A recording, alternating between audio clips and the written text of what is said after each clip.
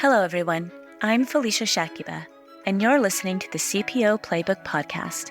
Join me and my guests as we feature insightful conversations with HR leaders, people scientists, and executives from diverse industries and functions, offering valuable perspectives on the future of work. Discover a unique outlook on navigating the complexities of the modern-day working world, exploring innovative strategies in talent management and corporate culture from the Chief People Officer's perspective. Tune in to stay ahead of the game when it comes to all things people-related.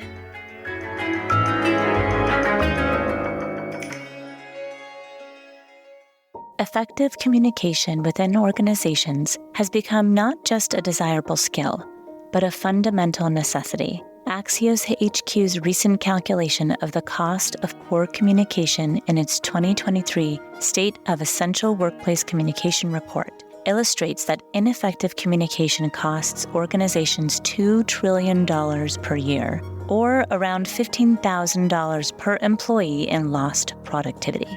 The ability to convey thoughts, ideas, and information clearly and concisely is pivotal to the success of any team, department, or company. In recent years, communication challenges have grown more complex due to the three key factors.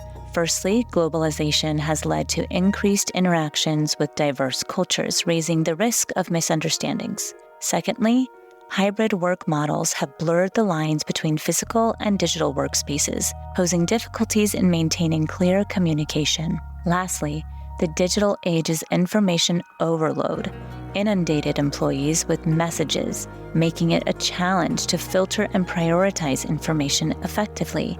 These factors collectively underscore the need for adept communication strategies in today's organizational landscape. In this episode, I'm interviewing Matt Abrahams, a Stanford University lecturer in organizational behavior, acclaimed for teaching courses on strategic communication and virtual presenting. You might know Matt from his popular podcast, Think Fast, Talk Smart. Matt, I'm a huge fan of your podcast, and I'm incredibly grateful to have you on the show. Welcome. Thank you so much. I am excited to be here with you. Matt, leadership communication is often the toughest to nail and also the most critical. So could you share some practical strategies for leaders to align their messaging with organizational goals and values?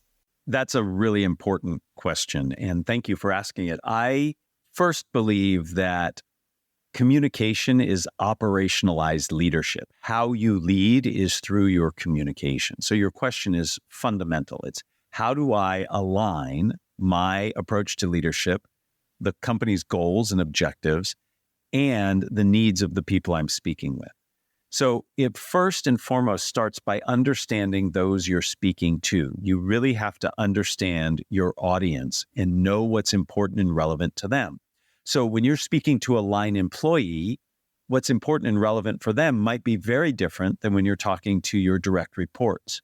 So as a leader, we have to first think about what's most relevant and important to the people we're speaking to, and then think about how can we craft messages that align with the needs of those I'm speaking to and connect to and support and reinforce the mission, vision, values of the organization, the goals that we're trying to achieve, and our own personal way of being in the world. So it starts with the audience, then you have to bring in yourself and the goals that you're trying to achieve. And I love that because you started off really strong, which was the mission and vision and values, which I think are the most important. And so in a world of information overload, how can organizations effectively prioritize and streamline their communication to ensure that the key messages are not lost in the noise? Absolutely. When I work with organizations in a consulting capacity, I often talk about setting up an effective communication infrastructure. And that's the people, the process, and the tools that are involved. So we have to step back first and see communication is critical and essential to success. Often people see it as a necessary evil to get work done, and I obviously think that's the wrong way to view it.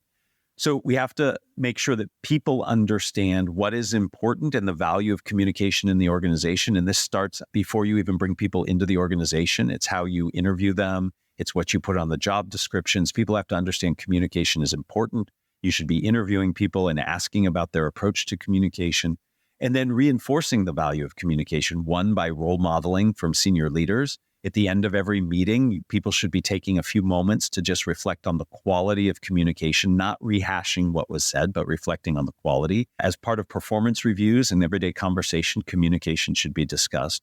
So we have to deal with the people part. We have to also think about the process part. How do we prioritize what's most important? So as senior leaders, as managers, we need to be constantly thinking about what are our priorities and how do we package that up in a way that's meaningful? And that brings us to the third part, which is tools. And the tools piece is, where do we tell people to go to get the most important information? I mean, the average knowledge worker has 5 or 6 different communication inputs, right? Everything from Slack to email to texting to phones. How do we know where to go to find the most important things? So we have to not only prioritize the message, we not only have to have people who are focused on important communication, we have to give them guidance as to which tools to refer to. So it's a lot of work, but once you put those in place, it makes life so much easier. I am often brought in to triage organizations that have not done that, and we're having to dig them out of the hole they've put themselves in. So if you can upfront build this communication infrastructure, it should help. I think that this is such an important aspect because people are always focused on the content, which they should be. The how they communicate is so critical. And I think it's really easy to focus so much on the content and not enough on the how. And then the content really gets lost in an organization, especially when you are looking at remote work and hybrid models. So what advice would you offer to maintain those clear and effective communication strategies in a virtual setting? A lot of what I would say applies to virtual and in-person, synchronous and asynchronous. I have to give all the caveats now these days.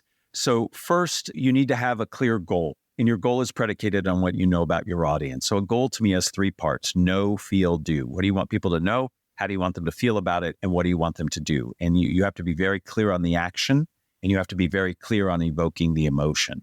So know, feel, do, regardless of virtual or in person. Once you have that done, you have to think about what's the most effective way to structure the information. I am a huge proponent of structure. To me, structure is just a logical connection of ideas. It is not a list. It is not just a series of bullet points. Find a structure that works. For example, problem, solution, benefit. Here's the problem we're trying to address. Here's the suggested approach or solution. And here are the benefits we anticipate if we implement this solution. Having that structure and packaging information up that way makes it more clear and more concise. When we are virtual, we must be more clear and concise. People are much more distracted when they are virtual. So we have to package things that are clear, concise, and relevant. If people understand the relevance, they will pay more attention to it. So when we're virtual, we have to do more around concision of messages and around relevance and being engaging. Again, because people are more easily distracted when they are remote, not around others, and on a device that has lots of other interesting things to engage their attention. Wow, I think you nailed it, because it is the obvious truth of how we are communicating in a virtual world. So that makes a lot of sense to me.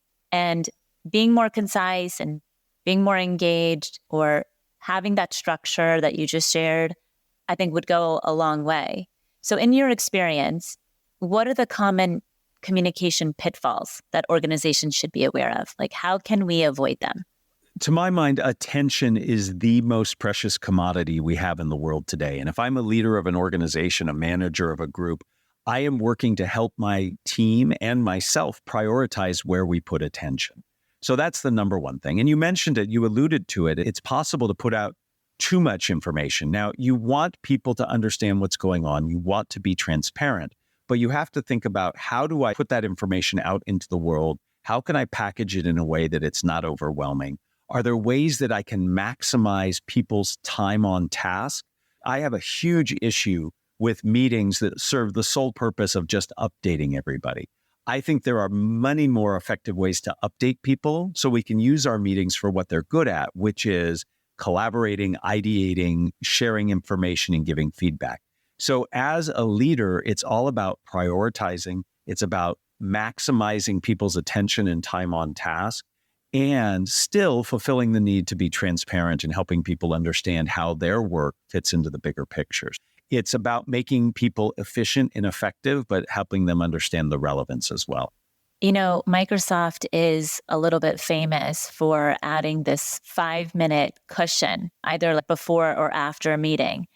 And there's a study out there that shows the brain activity on if they're full or burnt out by the end of the day, if they're going either from back-to-back meetings or they're having that 5-minute cushion. You've seen this study, I'm sure. It sounds like what you're saying is that having that breath before or after meetings to prioritize and maybe share an agenda, even next week or the next day, gives that download and actually maximizes the communication and prioritizes the time and attention for the meeting when we have them face to face. So I think that's really relevant and very valuable advice. So thank you for that. Yeah, you're welcome. And I think you're right that we have to build in time for people to regenerate and recoup. One of my colleagues at Stanford's Business School, Jonathan Lavov, did this fascinating study, he and others, looking at when people come up for parole, somebody who has been jailed comes up for parole.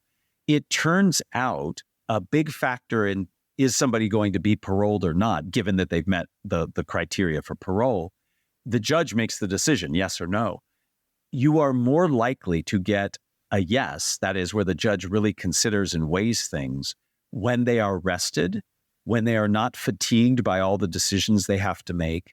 And so the advice that Jonathan gives sort of tongue in cheek is that you definitely want to be in the morning or right after a meal if you're being paroled, because you are not taxing the judge's way of thinking. I believe applies to the way we meet and work. If you have an important meeting, perhaps scheduling it as the 5th meeting of the day for the executive that you're meeting with, perhaps you wait a day and put it earlier in the day. You might have a completely different experience and get a different level of input and engagement. So this notion of taking into account your listeners or the people you're engaged with state of being, I think really matters. I love that. I think that's great advice. Let's take another turn here. As we both know, organizations, whether they're small or large, they don't always sit in the same country. And so can you discuss the role of cross-cultural communication in today's globalized organizations and provide insights on fostering that cultural sensitivity within teams or even across teams? So intercultural communication is really challenging for many, many reasons. Different cultures. And when I talk about culture, I'm not just talking about globally where people are physically seated on a map. Organizations themselves have different cultures. The way that IBM and Cisco interact is very different than the way Atlassian and small startups interact. They have their own different cultures. We need to be very mindful of that. Another colleague at Stanford's Business School, her name's Michelle Gelfand, studies culture and looks at how communication plays out as among many things she looks at. And she looks at how some cultures are tighter and others are looser in terms of just expectations, what they say, how they say it. So we need to take this into account. So at the highest level, we just have to be aware that different cultures do different things differently. And we need to be open to different ways. And the big thing is our way, whatever that is, wherever you are, is not necessarily the right way. It is just a way. And we need to be open and respectful of other people's ways of doing it. So if I were leading an intercultural or a team that spanned different cultures, one of the very first things I would do is spend some time setting ground rules and best practices for how we're going to work together, getting us some agreement on ways to do it, and be open to perhaps my way not being the right way, and listen to how other people, and then just get agreement. So we're all playing from the same playbook. That's how I think we make things more effective. What do you think, or what is an example that you might implement as a way to communicate? First and foremost, one of the things I would do is talk about how we all contribute in meetings, both when we're meeting live and as well as virtually. Different cultures have different expectations for how one contributes, right? So in one culture, it might be the case that it is not assert your idea right away. It's collect a bunch of ideas, reflect on it, and then comment. So we might, as a team, need to set up a mechanism by which we all agree that new ideas will be brought to the table and discussed, and then give time for others to reflect and then come back to them. We just have to make sure that we're aware. Here in North America, we tend to be very assertive in our positions. We are often rewarded for bringing in new ideas and contradicting or commenting on others' ideas. And in other cultures, that might be seen as rude or inappropriate. And we certainly don't want to signal to people from those cultures that their ideas aren't valued just because they're not comfortable jumping in and interrupting and giving feedback directly.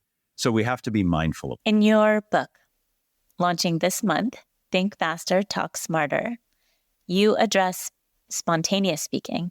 So what does that look like in an organization, and how might leaders find it beneficial? So I would just ask everybody to just look around at the communication you do on a daily basis in your personal and professional life. Most of it is not planned. A planned communication is a presentation, a pitch, a meeting agenda. Most of our communication happens in the moment. It's somebody asks a question or asks for feedback, or you make a mistake and you have to recover, or you're making small talk, or somebody says, hey, you know her better than I do. Will you introduce her around? I mean, all of a sudden, we are put on the spot to respond. And yet, most of our training, if we get any training in communication, is all about planned communication. And that's certainly important. I've spent my career teaching people how to give planned communication. But we need to also spend some time strengthening our muscles in those spontaneous moments that can really throw us off and have often high stakes for what we're trying to accomplish. Effective meetings are where a lot of the decisions happen, especially in cross-functional projects. What strategies can leaders employ to ensure meetings result in clear takeaways and actionable outcomes? And how might an organization scale these strategies? I love this question. I think meetings are amazingly important, yet are so poorly executed. People who spend their whole academic career studying this, I think we should all listen to what they say and do. I'm going to start at the beginning. First, the purpose of the meeting needs to be very clear. And often meetings are band-aids for bigger problems that exist. So there's a problem in how we implement or how we bring a product to market. What do? We just keep throwing meetings at them to try to fix the problem. Get to the systemic issue at hand, make the changes. Meetings are not band-aids. Second, when you call a meeting, make sure you figure out who the right people are who should attend. Often we will invite more people than are needed. Third, how you name your meeting, how you invite people to your meeting really matters as well. I think the most underutilized expectation setting tool for effective meetings is the meeting invite. We slap a name on it, a URL or a room location, and that's it. You can do a lot of work in a meeting invite. You can set the agenda. If you're using specific tools, especially a virtual, you're using the whiteboard or reactions buttons, tell people, put links to tutorials so people know how to use the tools. I always put a provocative question or a challenge in my calendar invite. So when people come to the meeting, we start with that. People don't like going to meetings. The way we start most meetings is reviewing the previous meeting. How ludicrous is that? You don't want to be here, so I'm going to remind you of the previous meeting where you didn't want to be there either. That's silly. Rather, start with something engaging. Keep on track. Keep on time. Have a facilitator who might not be the leader in the room, making sure that voices are heard. If you're hybrid, people who are remote, their voices are being brought into the room. That can lead to better time management, better focus on goals. When your meetings are done, at the end of the meeting, take a few moments to review the quality of the meeting, not rehash what was said, but what could we do to do something different or better? You know that definition of insanity, doing the same thing over and over again, expecting different results? We should not run our meetings like that. We should make adjustments to make them better. And then finally, in one place, post all of the actions that came out of it. If you're taking notes or minutes, post them all in one place. Train people to check those out to make sure everything was captured appropriately. I'm sorry, I get very passionate about meetings. I think we waste meetings. I think meetings could be so much more effective. And you gave me permission to get up on my soapbox. So thank you. Oh my gosh, don't you dare apologize. That was so critical, everything that you just said, because I feel like people have a lot of opinions about meetings, but rightfully so, because they are the biggest time suck if they are not done correctly. And every minute counts. I mean, I know that I've been part of 100,000 person organizations, and there are so many critical things that need to be shared with critical people. And sometimes I can't get them on the calendar for another week or 2 weeks. And that attention is so valuable. And so having that structure or those strategies to where you're creating this well-oiled machine of communication culturally is so important, so critical. And the time is just golden. So I thought that was awesome, everything that you just shared. One other thing I wanted to touch on was anchor stories. And I would love for you to share, what is an anchor story? What is the significance of it in leadership communication? And can you provide examples of successful anchor stories and how they have positively impacted organizations? So an anchor story is nothing more than a story that is fundamental and foundational to a group, to an organization.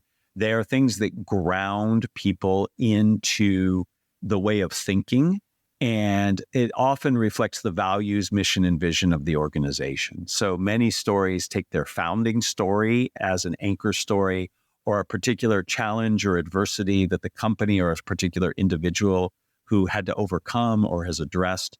And I think it's important for all of us in our own lives, but also in our organizations and teams, to think of what are some of those foundational stories that you can tell. And as part of indoctrination or bringing people on board and getting people part of the company, you share those stories and you ask people to share their perspectives on those stories. I worked for a company many, many years ago before I switched back to academia. And we had some really important foundational stories about how the company came together, the mission that we had, and some of the initial efforts that were put forth, both successful and unsuccessful, because you can learn from failure as well, and you can tell those stories. This very same company had Failure Fridays, where every Friday, when we were rapidly growing, you would come together and you would share a failure you had that week, such that others would hear and the executives would pick the best failure of the week and reward it. You actually got a reward for failing because they were asking us to try new things, be disruptive, and you're going to make mistakes when you do that. But it also taught people not to make the same mistake. So these anchor stories establish culture, they connect people, and they paint a picture of what is acceptable and expected throughout the team. Yeah, I think they're extremely powerful. I think a lot of leaders forget the storytelling capability can make such a great impact on both the productivity, but also just the overall engagement of employees and the people that work there. I think they're so important from a leadership's perspective. And so as a lecturer at Stanford Graduate School of Business, one of the top business schools in the country, what are some key takeaways or lessons from your strategic communication and virtual presenting courses that professionals can apply in their day-to-day work? So we've covered several of them, actually, but I'll reinforce them here. Know your audience. It's critical to understand your audience. Tailor your messages to them. Make your content accessible. I don't like to talk about dumbing things down or oversimplifying. We have to make content accessible, and you do that through telling stories, by breaking things down into pieces, by using analogies. My students work very hard to take complex ideas, technical, scientific, financial, and make them accessible. So we have to also think about how we deliver our messages, the channels and the way in which we say it. You can have great messages, but if they're not delivered appropriately or properly, you can actually work against yourself. So how you say something matters. We have to practice. If it's something you're standing up and presenting, if it's something you're doing virtually, you should practice. You should record yourself. You should get feedback. How you say something in some cases is more important than what you say. I think that is great advice, Matt. And it's been amazing to have you on the show. Thank you so much for your time. I can't wait to share this with the world. And I'm excited to read your book. Thank you so much. It has been a true pleasure to chat with you. Thank you for the opportunity, and I wish you well. That's Matt Abrahams, lecturer at Stanford University Graduate School of Business and podcast host of Think Fast, Talk Smart.